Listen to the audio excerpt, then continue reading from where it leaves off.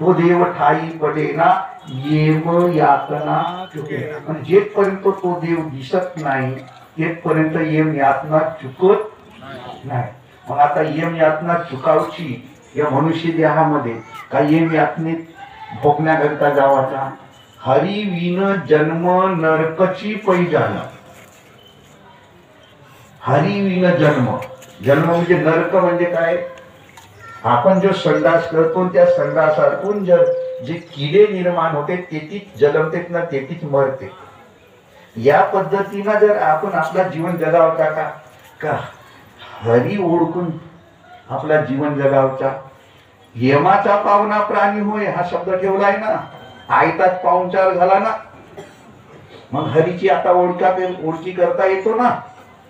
ओळखीसाठी संत महात्म्याने आपल्याला उपाय सांगितले आहेत ना. तुका म्हणे सोपे आहे सर्वाहुनी. काही कठीण नसत, सहज आहे, सोपे आहे. सोपे आहे सर्वाहुनी पण शहाणा तो धनी घेतात. तुकडोजी महाराजांनी तिथे सांगितलं जैसे खावे प्यावे तैसे देवाशी ओळखावे. देवाशी बरोबर ओळख हा जो शब्द ठेवलेला आहे, कोणती वस्तू दाखवल्याशिवाय ओळखता येईल का? नाही. कोणतीच वस्तू आपण जेवढ्या काही घरातल्या ज्या वस्तू आहेत बाहेरच्या ज्या वस्तू आहेत त्या दाखवल्या आहेत म्हणून आपल्याला त्या ओळखता येतात. त्याप्रमाणे देव सुद्धा हा दाखवल्याशिवाय त्याला पाहता येत नाही. म्हणून तया पाहता मोक्ष तात्काळ जीवा हा शब्द ठेवला. तात्काळ जीवा. मही निर्मिली, मही म्हणजे पृथ्वी, मही म्हणजे शरीर. तर या शरीराला ज्या देवाने निर्माण केला तो देव ओळखा. आणि तो सर्वात ठिकाणीच आहे, सर्वात जवळच आहे. तुझा देव तुझ परी जागारे देव जवळी. जवळ आहे म्हणतात, जवळ नाही समज मराठीतला शब्द आहे ना. मराठीतले संत मराठी माणसाला जर समजावून राहिले देव जवळी, हा अंतरी आहे. अंतरी हा ठिकाण दाखवलेला आहे. तो कोणत्या ठिकाणी आहे ते संत दाखवत बसले, तो संताचा काम आहे. पण आपल्याला जे सांगून राहिले देव जवळ आहे, देव जवळ आहे. तर तुकडोजी महाराज सुद्धा तेच सांगतात.